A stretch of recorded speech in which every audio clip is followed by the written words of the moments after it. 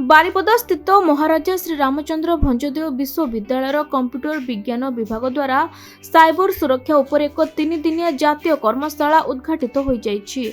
भारत सरकार पीएम उषा द्वारा प्रायोजित साइबर क्राइम और डिजिटल अरेस्ट ऑनलाइन सुरक्षा पाई आईन एवं प्रजुक्तिर मार्ग शीर्षक एक कर्मशाला को विश्वविद्यालय कुलपति प्रोफेसर प्रमोद कुमार शतपथी मुख्य पृष्ठपोषक भाव जोगदे उद्घाटन करथिले।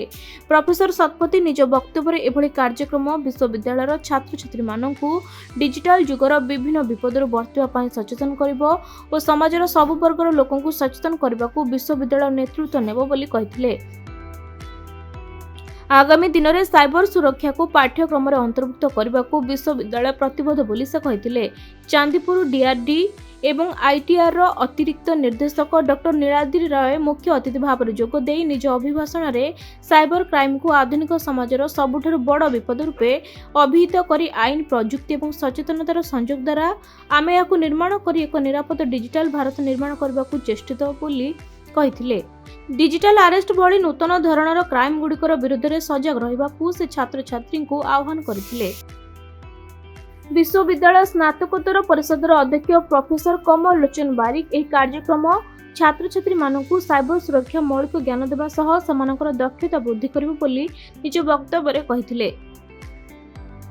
विश्वविद्यालय पीएम उषा कार्यक्रम नोडाल अधिकारी प्रोफेसर इंद्रजीत नायक विश्वविद्यालय एभली कार्यक्रम पीएम उषा योजनार कार्यसूची रे एभली अनेक सचेतनता कार्यक्रम मध्य एक कार्यक्रम समय उपयोगी बोली कहिथिले।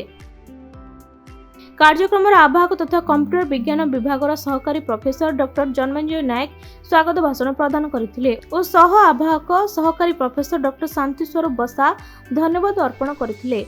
अन्यतम सह आवाहक रूपे विभागीय सरकारी प्रोफेसर डॉक्टर शर्मिला सुबुद्धि और डॉक्टर पार्थ सारथी मिश्र कार्यक्रम परिचालन में सहयोग करथिले। उद्घाटनी कार्यक्रम में विश्वविद्यालय अध्यापक अध्यापिका और विश्वविद्यालय और विभिन्न महाविद्यालय छात्र छात्री योगदान करथिले।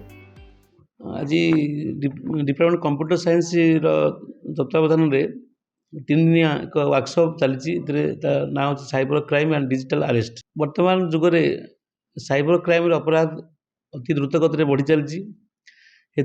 गोटे छात्र ठू आरम्भ कर उच्चपदस्थ अधिकारी माने तार शिकार होती कि समस्त निकट में पहुँचाइबा लोक केमती जो क्षतिग्रस्त होती रक्षा पाइबे से दिगरे सूचना देवाई ये आयोजन कराई।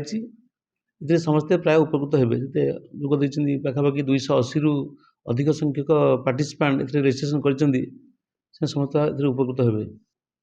क्राइम को सुधारिया को हेले यदि आम सचेतनता को दृढ़ कर समस्त सचेतन हेबे एवं निजर कार्य व्यवस्था को यार मुख्य कारण होची लोक कार्य व्यस्त रहउछन्ती एवं ठीक समय जोटा आसी फेक कॉल आसी ताकू तार शिकार से होउछन्ती।